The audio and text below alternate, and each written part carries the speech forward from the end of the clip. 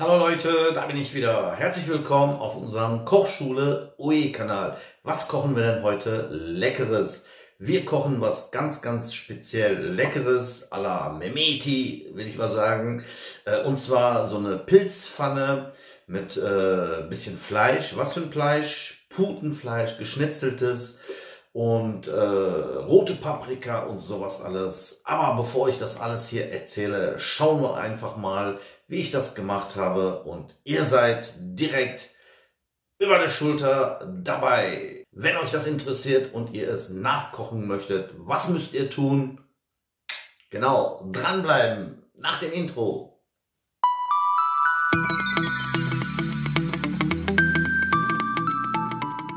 Unsere klassische Ansicht, wie immer, ich habe hier 400 Gramm Putengeschnetzeltes. Ich habe aber ein bisschen kleine Pfanne, kann sein, dass ich davon nur die Hälfte nehme.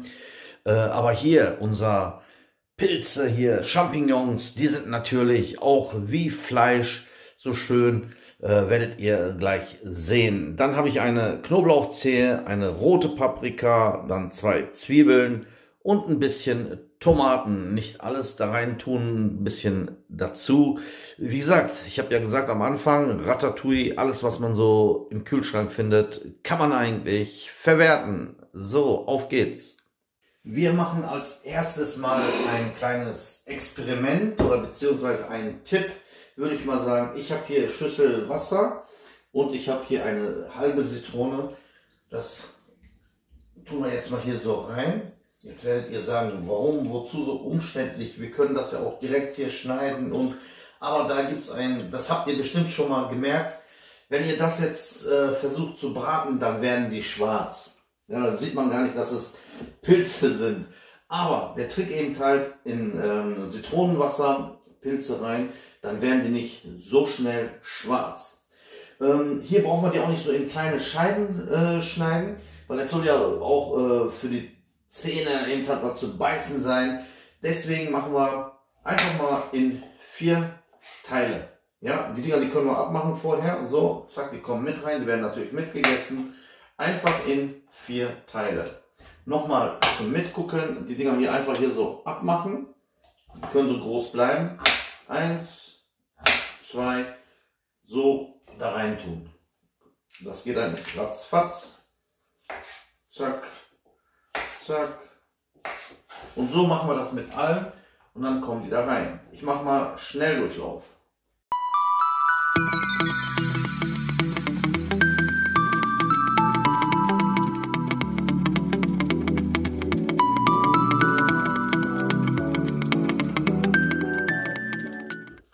So, jetzt werden wir das also einweichen. In der Zeit können wir schon alles vorbereiten. Und das kann hier erstmal ruhen. Die werden dann nachher abgesiebt und dann geht es zum Braten. Jetzt kümmern wir uns mal um die Zwiebeln. Die Zwiebeln, die machen wir auch. Erstmal hier schälen.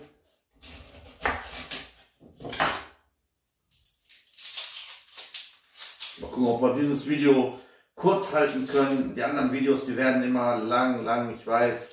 Aber ich möchte eben halt, weil ich den Kanal ja Busfahrschule, sage ich schon, Kochfahrschule, noch schlimmer, Kochschule OE genannt habe, soll es eben halt auch wie eine Schule eben halt sein, dass man was lernt. Und was nützt das, wenn man eigentlich schnell macht und man gar nicht so sieht, wie wird das gemacht, wie hat er das jetzt geschnitten, was hat er gemacht, was für Techniken wendet er an. Wenn man das eben halt ausführlich macht, dann kann man auch lernen und was Leckeres kochen.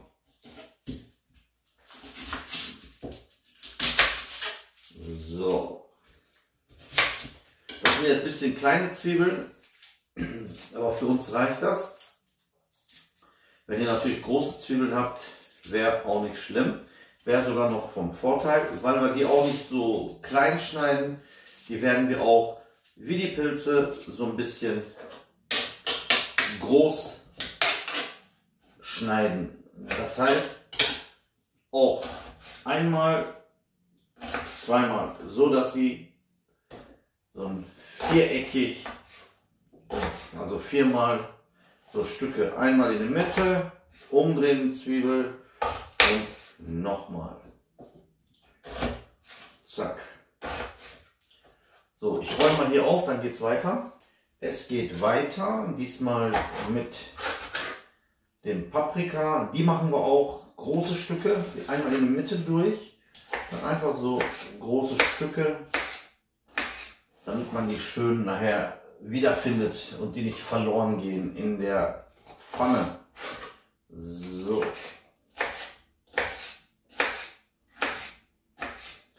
Wenn ihr noch 2, 3 habt, könnt ihr natürlich auch verwenden. Aber jetzt, weil ich echt eine kleine Pfanne habe für 2 Personen, reicht das eigentlich. So, wir können dann gleich schon rübergehen zum Braten. So, Pfanne ist schon mal fertig. Wir haben natürlich unseren Olivenöl. Könnt ihr ruhig reichlich nehmen. Ist sowieso nicht mehr viel drin. So. Bei mir, ich habe das immer so, wenn der Boden bedeckt ist, nicht drüber, nicht drunter, das reicht meistens schon aus. So, wie ihr sehen könnt, haben wir schon, guck mal, wie schön weiß die jetzt geworden sind. Ja, und hoffentlich so sollen die auch weiterhin gleich bleiben. Ein bisschen werden die natürlich braun, aber dann gucken wir mal. Wir brauchen dann natürlich unseren Holzlöffel, damit das nicht alles. Mal gucken, mit dem können wir das, glaube ich, schön. So, wenn Öl ein bisschen warm ist, dann kann es auch schon direkt losgehen. In der Zeit mache ich schon mal die Tomaten. Die Tomaten haben wir ja ganz vergessen. So 2, 3 Stück hier einfach mal. Zack. Ich glaube, die Kamera sieht das nicht, aber ihr könnt das sehen, wie ich die kleinen Cherry-Tomaten einfach mal hier so in der Mitte trenne und hier aufreiße.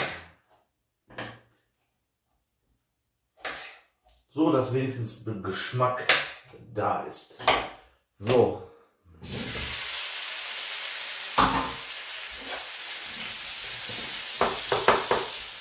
Eins müsst ihr wissen, die Pilze, die bestehen aus, Prozent weiß ich jetzt nicht ganz genau, auf jeden Fall viel Wasser. Das heißt, der wird gleich sein Wasser erstmal verlieren. Das müssen wir abwarten. Wenn er sein Wasser gelassen hat, dann kommt der Rest rein mit dem Fleisch. Wir haben das Fleisch ja auch nicht. Ihr könntet theoretisch auch Fleisch schon anbraten, aber bis die dann angebraten sind, ist das Fleisch schon durch und nicht gut. Pute ist eigentlich recht geschmeidig, sage ich mal, nicht so zäh wie Rindfleisch oder so. Der braucht nur die Hitze sehen, kann man schon essen, ist schon fast gar. So. Fleisch habe ich hier auch schon direkt. Das ist hier so geschnetzeltes. Ich gucke mal, wie viel übrig bleibt. Entweder tue ich alles rein oder nur die Hälfte. Dementsprechend, das kann hier auch weg. So, Step by Step seid ihr mit dabei.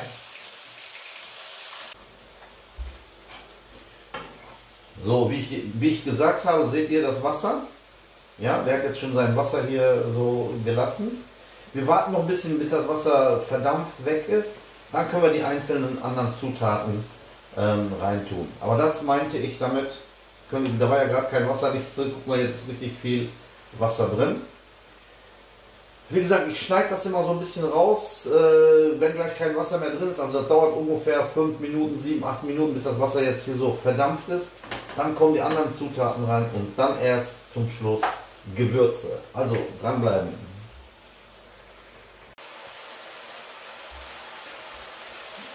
Wie ihr sehen könnt, Wasser ist schon ein bisschen weg.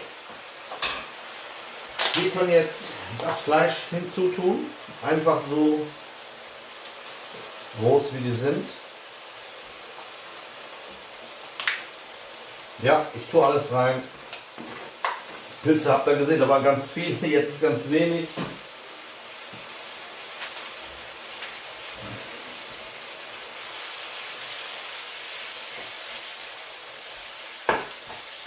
So, der wird dann hier mit angebraten.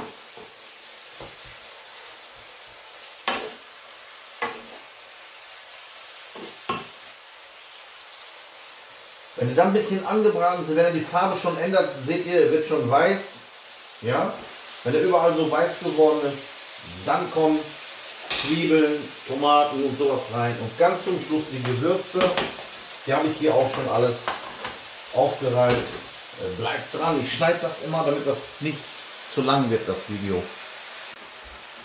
Also wie ihr sehen könnt, sieht alles schon ganz gut aus. Jetzt können wir hier auch unsere Paprika und Zwiebeln und so mit rein tun. Und nochmal alles hier so vermischen. So, wenn das jetzt auch alles langsam angebraten ist, kommt dann gleich zum Schluss die Gewürze drauf und dann haben wir schon fertig. Wie ihr sehen könnt, habe ich jetzt einen Deckel. Das ist jetzt eigentlich ein Spritzschutz, kein Deckel, weil die Pfanne hat keinen Deckel. Wenn ihr aber eine Pfanne habt mit einem Deckel, zudecken, dann mit dem Dampf und so wird das richtig gegart. Unser sieht jetzt so aus. Das wird jetzt so lange gegart, bis das Wasser komplett alles weggezogen ist. Es geht weiter, Leute. Ja, sieht schon mal ganz gut aus. Aber der kann jetzt auch schon mal hier die ganzen Gewürze vertragen. Wir tun einen ganzen Esslöffel Salsa rein. Jetzt kriegt er gleich noch eine ganz besondere Note und natürlich andere Farbe. Ich habe hier so eine Mulde gemacht, habt ihr gesehen. Das sage ich ja auch immer wieder, damit Salsa, dieses Paprika-Tomatenmark, hier so seinen vollen Geschmack erstmal beim Anbraten hier entfalten kann. Der kann da jetzt so bleiben. Dann brauchen wir Salz. Es hat sich bewährt, hier mit diesem Löffel hier 2 Teelöffel Salz hinzuzugeben. Dann 1 Teelöffel schwarzen Pfeffer. Der ist auch scharf, da muss man aufpassen. Und diesmal, das hier ist besonders scharf. Nicht ganzes, sondern ich nehme lieber nur ein halbes, weil meine Tochter, die isst nicht so gerne scharf. Dann haben wir hier noch Maggi. Ein paar Tropfen. Pi mal Auge. Und ich habe hier noch eine Soße, so eine Sojasauce. Die kommt aber ganz zum Schluss rein. Der gibt dann auch noch mal eine ganz besondere Note. So, jetzt erstmal alles hier mischen hier. Und dann können wir das eigentlich so lange Deckel zumachen, gelegentlich umrühren, bis das Wasser komplett weg ist und die Pilze und das Fleisch so allmählich anfangen zu karamellisieren. Jetzt habe ich das Wort. So. Und kurz vorher kann man nochmal abschmecken, wenn noch Salz fehlen sollte oder so, kann man das dann hinzufügen. So, Deckel zu und abwarten. Ich melde mich wieder. So, ein kleines Update. Wenn ihr diese Geräusche hört, ja, das ist schon mal sehr gut. Das heißt, Wasser ist weg. Guck mal. Jetzt fängt er an zu karamellisieren, beziehungsweise auch das Fleisch und so langsam anzubraten. Jetzt beginnt erst die richtige Prozedur von dem Braten. Bei dieser Gelegenheit noch nicht runterstellen, erstmal noch so warten, bis da noch mehr Geräusche sind, bis gar nichts mehr da ist. Und dann zeige ich euch noch einen Trick. Dann kann man nämlich runterstellen und dann langsam vor sich hin schmoren lassen. Aber muss noch so ein bisschen bleiben. So, noch ein Update. Oh ja, das hört sich doch mal gut an. Mal gucken. Ja, kein Wasser mehr da.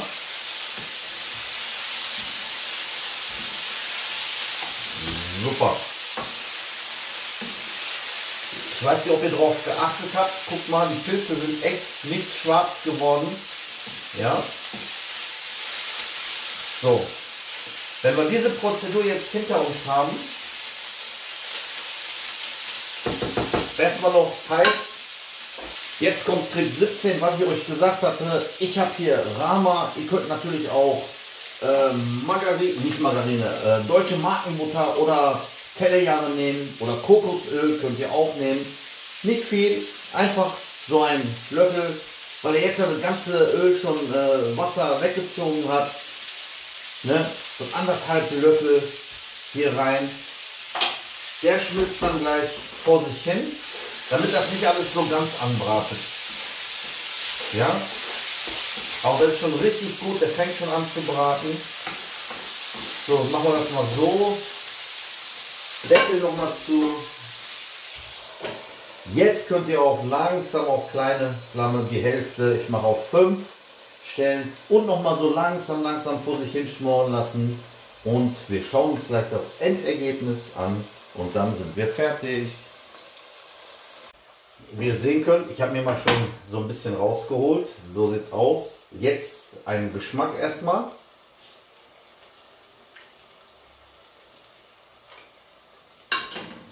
Super.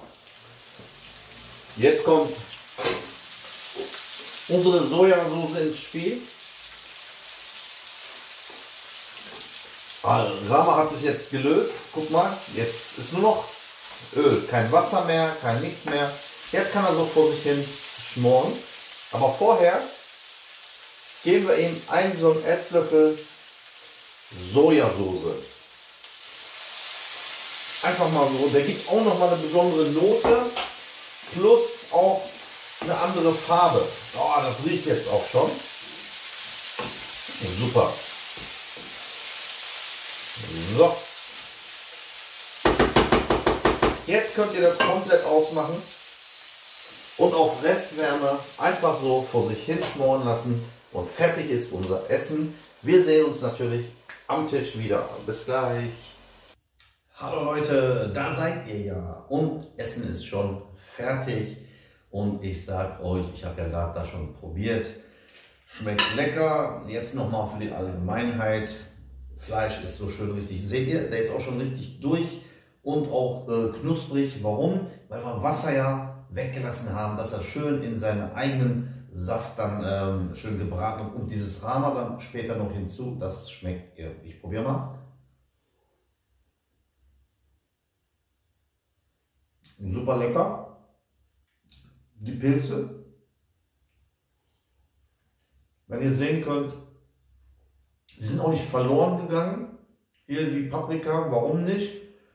Weil wir die nicht klein geschnitten haben.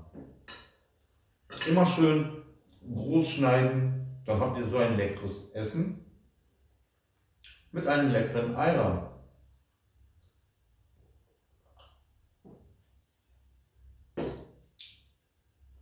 Das tut gut, Leute. Ich werde das jetzt auf jeden Fall genießen. Wenn ihr das auch genießen wollt, was müsst ihr machen? Einfach nur nachkochen. Ja? Schön abschmecken daher. Ihr könntet hier theoretisch noch einen Reis, so ein Pilau dazu machen oder das als Hauptgericht oder als Beilage oder als Eiweiß in einer Diät mit einbauen, sprich Ketose. Jetzt werdet ihr sagen, was ist mit deiner Ketose? Ich habe die jetzt erstmal auf Eis gelegt, aber ich nehme nicht mehr ab, auch nicht mehr zu. Warum? Weil ich habe jetzt erstmal meinen Kilos runter. Jetzt will ich den erstmal eine gewisse Zeit halten. Dann, wenn ich will, kann ich wieder 5 Kilo, 10 Kilo abnehmen.